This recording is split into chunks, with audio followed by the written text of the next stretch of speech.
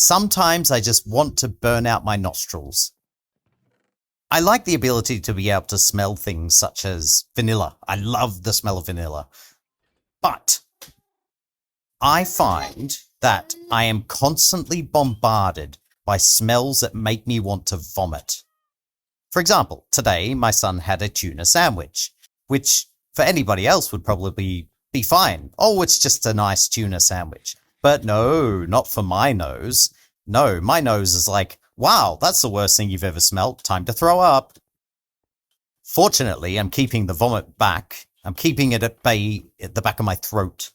Ugh, it is honestly one of the most infuriating parts of my brain. I can't go near the seafood places in shops because it's too overbearing for me and I have to leave because it just makes me feel sick. I can't walk around outside because everything smells like shit. And I smell sewers and everything else, and it's just too overwhelming for me. I can't deal with the smell of things like perfume and cologne half the time because people seem to bathe in the stuff. My wife is Japanese and she likes to cook fish, which is her prerogative. She is Japanese. She doesn't have to be Japanese to enjoy fish, but because she comes from Japan, it makes sense that she eats a lot more fish than, say, someone from Australia does or Britain does. Though it depends on where you come from, I suppose. My son just approached me then, and I have wiped his hands, I have wiped his face, I have tried to get rid of the smell of tuna sandwich, and I cannot for the life of me get rid of it. And it is driving me up the bloody wall. It's not his fault, though. He's not the one to blame for it. It's simply that I cannot stand it. It's like I cannot stand the smell of having any sort of milk products, any dairy products on my hands, whether it's cheese, whether it's chocolate, whether it's butter, anything makes me physically nauseous. I absolutely despise it. I remember one time I went with my mother and my nephew who has ADHD, though I'm not entirely sure that's the right way to call it. Anyway, doesn't matter. We went to this restaurant and it was mostly steaks. I don't eat steak. In fact, I don't eat meat at all. I'm a vegetarian. And do you think I could get the smell of cooked meat out of my hair, out of my clothes, out of my bag? No, not for bloody ages. It was horrid. And the thing is, it shouldn't have to be horrid. But apparently it is. My brain's just like, nah, you're going to smell that for the next week. And it was disgusting, and I felt like I needed to shower myself constantly to get rid of it. It was awful. I don't really know what this rant is. I suppose I felt like the video that I did the other day that very few people watched, but I put it up anyway, and it felt cathartic, so I figured I'd do another one. And so this is me ranting about something that annoyed me today, which is the smell of tuna sandwich. But I have genuinely felt throughout my life that I wish I could just, I don't know, put something up my nostrils so I don't have to smell anything anymore. Sometimes smells are nice though. Like, I love the smell of burning wood, which sounds kind of odd really when you say it like that. But I mean like a campfire, not an arsonist. And I love the smell of vanilla, as I've mentioned, and other types of flowers and stuff, and musk. Like, I think the white musk from, is it the Body Shop, is quite good. There are some smells, though, that I simply cannot stand. Aside from the ones that I've already mentioned, ones like, patchouli oil. I cannot stand the smell of patchouli oil. To me, there's just something rotten about it. Whenever I smell it, I'm just like, oh no, get away from me. I hate it. And a lot of colognes and stuff smell really artificial to me, which brings me to another point. Why do men, or people who are male or who have male genitalia, why are we lumped with crappy smells that smell like artificial nonsense? Why can't we have nice, sweet smelling things? Like, why can't I just bathe myself in vanilla? Why do I have to go and put on something that I don't even know what it's meant to smell like? It is the smell of cologne, the smell of artificial, I don't know. And I'm sure there's lots of people who like those smells, and that's fine. You are absolutely welcome to your opinion. Everybody is different. That's absolutely fine. But for me, personally, as a person who seems to have really, really strong smell glands, oh no, I can't deal with it. I'm not even terribly fond of lavender, to be honest. I like the plant, and I like seeing the fields, especially in Furano, in Hokkaido. It looks really beautiful with all of those flowers. I just don't particularly care for the smell. I really don't. I think in some ways my smell has kind of gotten even more sensitive over time. I wonder if it's because I live in Japan and people don't really wear a lot of perfume or deodorant or cologne here. And so when I do smell people wearing it now, it feels even stronger than it used to. I mean, when I used to live in Australia and I'd visit somewhere like Maya, they would have the area with all of the perfumes and colognes, and that was overwhelming. And the Body Shop was always overwhelming. And what's that other one with all of the natural stuff? I can't remember what it's called, but that place is always overwhelming as well. There were always lots of shops like that where I could go in there for about 5 minutes and then I'm like, no, I'm choking. I'm dying here. But it's almost like smoking. I unfortunately smoked when I was a teenager because, yeah, idiot. Anyway, now whenever I smell cigarettes, I can smell them from a bloody mile away, though I think there are two factors involved in that. There's one, my smell is already quite attuned to things I don't like. And secondly, because I used to smoke, so for some reason my brain's just like, hey, remember that thing you used to do? Well, it's back.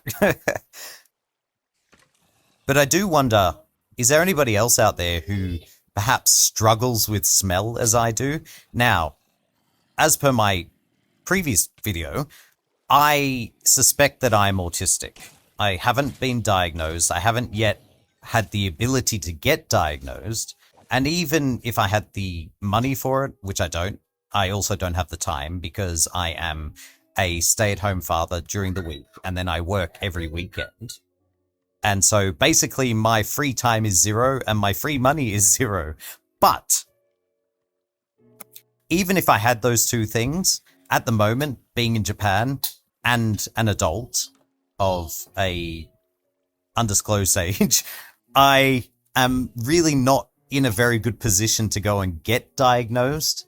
And it would be better for me to do it overseas or perhaps, I don't know, maybe online or something. I don't know how it works. But there's also the possibility they'll turn around to me and say, nah, you're not autistic, you're just an idiot, which is always possible. But anyway, I'd be curious to know if anybody else has had any similar instances of being attacked by smell. I would say that my other senses are similar in some aspects. For example, my hearing is really, really sensitive. Not in the sense that when someone talks to me, I know what they're talking about, or I'm actually listening to them, or that I even pick up on what they're saying.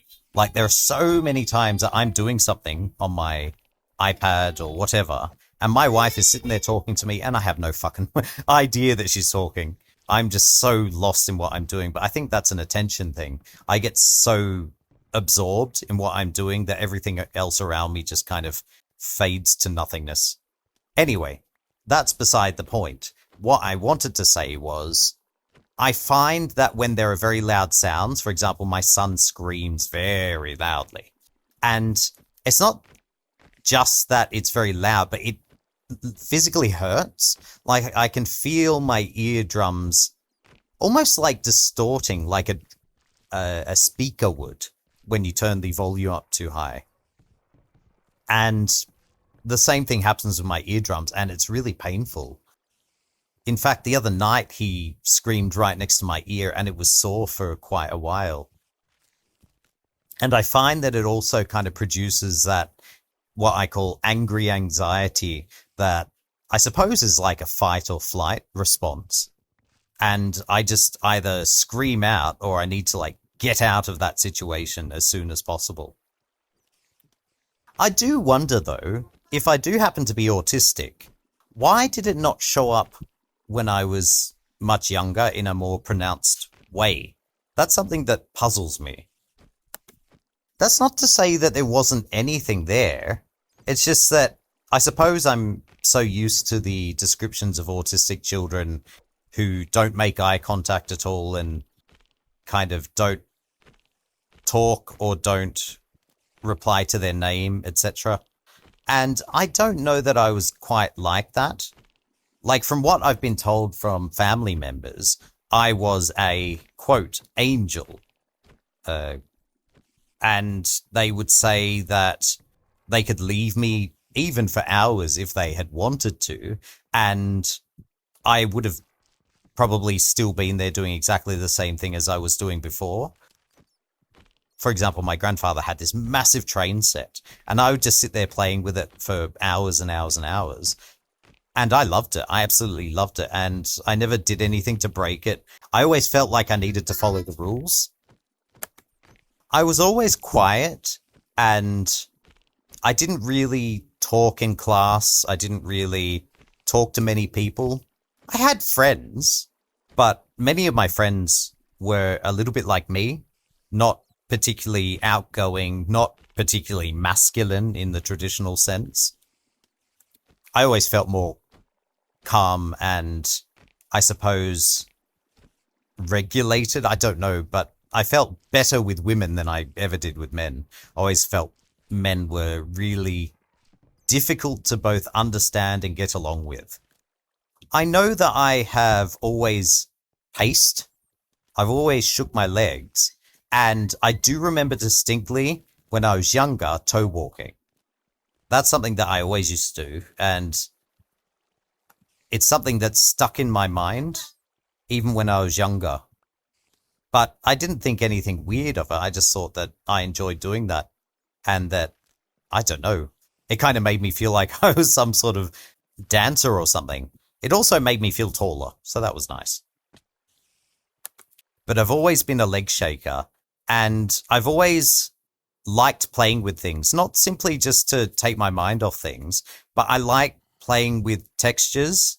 And, for example, I have a fidget spinner at home, which I bought more so as a kind of joke than anything, but I found myself constantly playing with it because I like the feeling of moving it sort of back and forwards, because there's this kind of resistance that feels nice.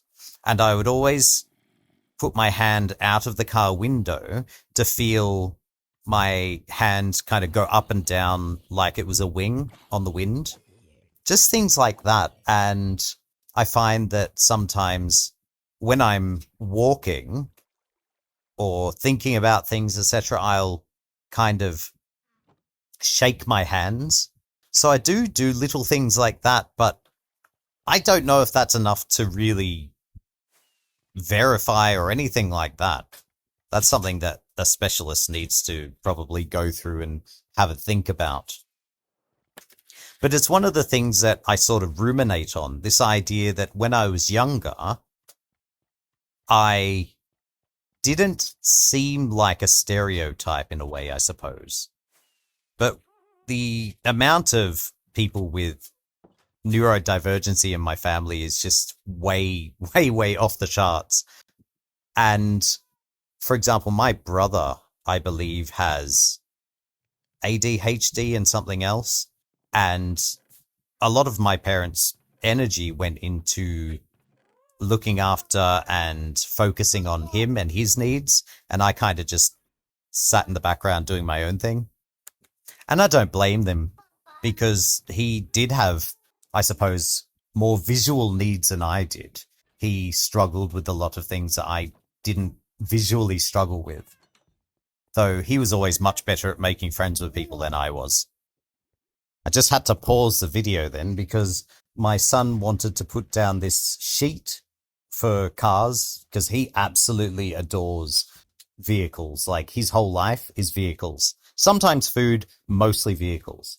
But I'm not allowed to put it, like, have it coming off the carpet, because we've got these carpet sheets on the ground that cover a certain amount of the floor, and then the rest of it is floorboards. But if his sheet for the cars is hanging off of the carpet, then he gets upset. And so I have had to fix it up for him, but then something else was hanging out, and then he didn't like that, so I had to tuck that away. It never ends. But I love him. I love him all the same. He is my beautiful boy, and I absolutely adore him. So, what was I on about? Oh, I don't remember. I was ranting. Oh, that's right. Going back to the childhood thing. My whole family is filled with neurodivergent people. The first one that I knew about was my cousin. He presented very early with a fairly strong form of ADHD. And so he was very quickly put onto Ritalin, and he was, I suppose, treated, but he's come off Ritalin, then gone back on it, and then come off again. And he also has OCD like I do, but his is different. Mine is mostly pure O, whereas his is very much about all of the visual rituals and stuff like that. So, for example, no one can come into the house with shoes on, because if anyone comes into the house, he thinks that they're going to have poo on their shoes, and then it's got to get on the floor, and then he'll check your feet to make sure you don't have poo on your shoes. And he checks the door handles all the time. And I remember that he checked it so much that he actually pulled the door handle off. I used to check the door handles, but my OCD often is about ruminating on other things. For example, if I saw a burning cigarette on the ground and I didn't put it out, then I would sit there ruminating on the idea that I've just caused a forest fire, even though there's no forests nearby. But in my mind, that's a cause for a forest fire. Or I remember when I was younger, I was complaining about someone. They might have been like a junkie or something, but I said it in my friend's flat. But then I kept on thinking that people were listening to me outside. So I kept on looking outside to make sure there weren't any junkies there, because they might have gotten upset that I was complaining about the junkies, and then they might attack me. Another one I remember is I never grew up Christian. I grew up in a New Age spiritualist family, though I myself am secular Buddhist. And I remember that I said something about God, that I didn't believe in God or something. But then I started panicking that I was going to get struck by lightning, because God wouldn't like that I said that I didn't believe in God, even though I wasn't Christian. Like, these are the weird ruminations that happen with OCD. And one of the ones that still affects me to this day is right before I fall asleep, my brain will tell me, you're not going to wake up tomorrow. You're going to have a stroke, or you're going to have a heart attack. And then I just have to tell myself before I fall asleep, maybe I will. Maybe I will. Maybe that's what's going to happen. Or, yep, that's what's going to happen. Thank you for telling me, OCD. I also have a nephew who, as I mentioned, is AUDHD. I have a cousin who is autistic, and another cousin and his son, and my other cousin's son, and another cousin's two sons maybe have ADHD. And then my brother's daughter also has ADHD. And then I don't know about anybody else at this point in time, but that's the sort of range of people with neurodivergency or neurodiversity in my family. I know that my mother's cousin's son is also autistic, and he is kind of high support needs, I think. He needs a lot more support than, say, my nephew does. My nephew doesn't really need any support at all. He does pretty well, actually. But yeah, my family is a colourful rainbow. And to add to that, in my family, there are, I think, 2 trans people and a few LGBT people as well. So my family is really diverse, but it's kind of nice in a way. I like that. But I think I'm going to leave this video here. Thank you for watching. And I will see you in the next video. Bye. listening to my rants up until now. And I do hope your nose is not annoying you as mine is annoying me right now. Bye for now.